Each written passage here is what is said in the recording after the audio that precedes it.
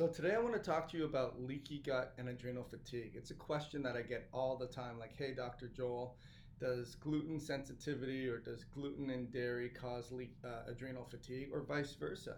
Does adrenal fatigue, more often than not, I get the question, does adrenal fatigue cause gluten sensitivity, dairy sensitivity, leaky gut? So what I want to do is I want to connect all the dots for you and bring in a couple other dots that you hadn't even think about.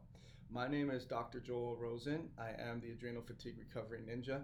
And today what we're going to be talking about is that gluten, leaky gut, adrenal fatigue connection. So one thing that we do with our clients every time is to look at their genetic susceptibility.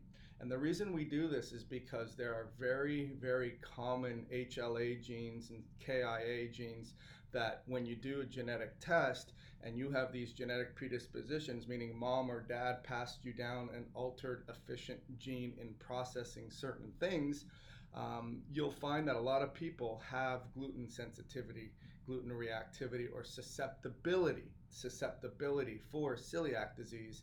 That doesn't necessarily mean they're going to have celiac disease. And one thing I always teach people is not all gluten sensitive clients are celiac, but all celiacs are gluten sensitive. So what that means is if you do a test and you find out that you're not celiac, don't throw the baby out with the bathwater and say, okay, I can go ahead and eat grains or wheat because I'm not celiac. That's not the case. However, if you find out that you are gluten sensitive, it doesn't automatically mean that you're celiac. So I just wanted to clear that up. So let's talk about some of the connections that I find now with stress. So when we get stressed out, we've been under a lot of physical stress, emotional stress, chemical stress, environmental stress, too many to-do things on our to-do list, not sleeping well, not eating well, not getting good quality oxygen, not exercising, and your body begins to break down. What happens is that lining of your GI tract called secretory IgA starts to be depleted.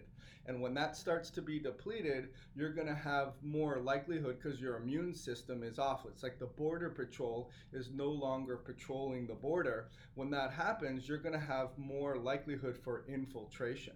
So that's going to be the epigenetic component, meaning the non-genetic component, the environmental impact that stress is going to place on your GI tract and your inability to hold down the fort, so to speak.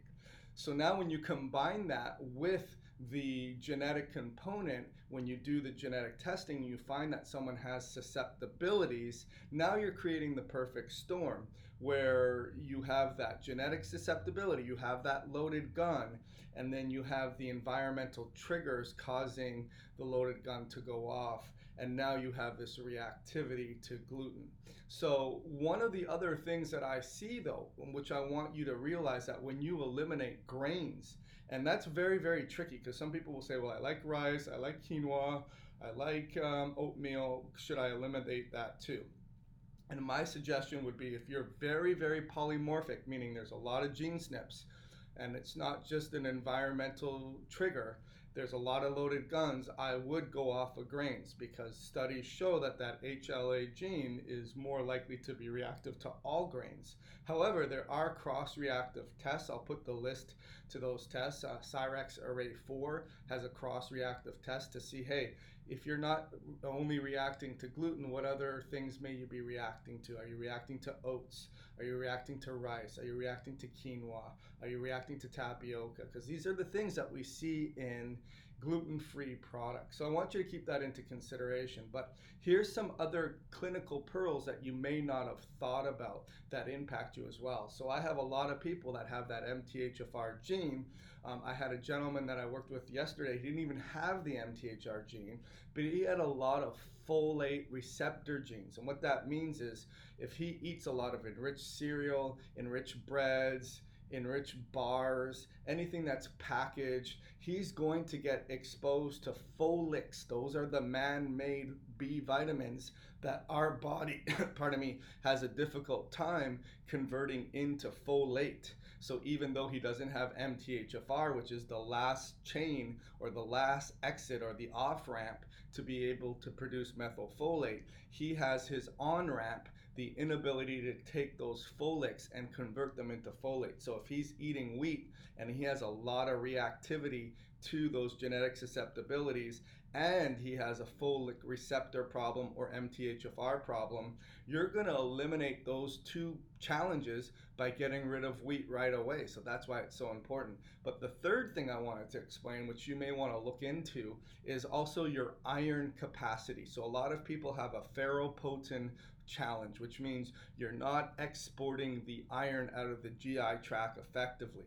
So these are people that go off of gluten and continue to still have GI disturbances because they have iron overload in the GI tract. And when that happens, it creates microbiome disruption, biofilms, it feeds the critters, you have a lot of constipation, you have a lot of bloating, you have a lot of pain, and you don't get why going off of gluten hasn't fixed the problem yet. Potentially there's an iron challenge. And then you'll say, well, I look at my iron test and I'm always iron deficient.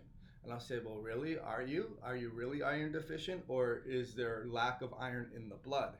And that's where we look at ferritin. If your ferritin levels are higher than 75 to 100, then chances are you may have a ferropotent challenge where you're not transporting it and exporting it out of the gut. So again, by eliminating the crappy enriched grains, cereals, breads that have iron enrichment in there as well, you're going to eliminate the three major triggers that are going to cause problems to your body, and that is just the gluten itself, which triggers the immune system, the folate not being converted into folate and using those B vitamins for many cellular processes, and then the iron transportation challenges. So all of that will viciously cycle and produce even more adrenal fatigue, even more stress, and then you have this vicious cycle going downhill. So hopefully that made a lot of sense to you. My name is Dr. Joel Rosen. Make sure you subscribe to my YouTube channel. Check out our website at thetruthaboutadrenalfatigue.com, and give me a thumbs up if you thought this video was worthwhile. Have an awesome day.